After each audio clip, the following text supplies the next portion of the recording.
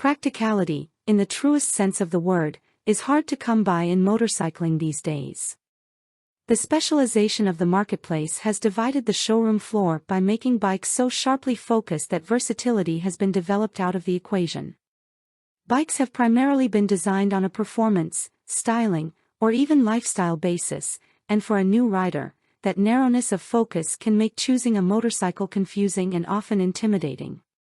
But the practical philosophy is the driving force behind the Honda NC750X. For example, rather than take an existing motorcycle engine and repurpose it, Honda basically took the 4-cylinder engine from its Fit/Jazz subcompact car and cut it in half.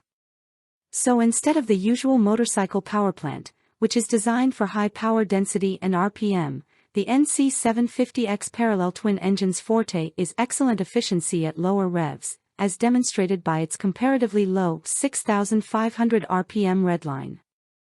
Check out Kevin Cameron's discussion of the NC750X's predecessor engine, the NC700, here. But don't assume that design makes the NC750X sluggish.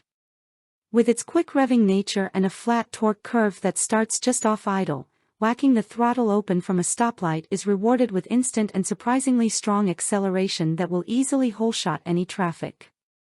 That's especially true of the DCT automatic transmission version we tested, more on which later.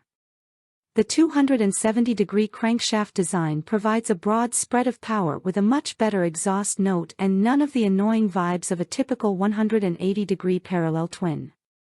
The engine design also allowed Honda to tilt the cylinders forward at a 55-degree angle, which provides numerous benefits. It permits a fairly low 31.6-inch seat height, which fosters confidence in new riders, and the seat feels much lower than that due to a shape that narrows at the front. It allows for a cavernous 23-liter ignition-keyed storage space, big enough for a full-face helmet or a decent load of groceries, where the fuel tank normally sits, and the 3.8-gallon fuel tank can be relocated below the rider's seat, so the NC750X DCT center of mass is kept very low to aid handling.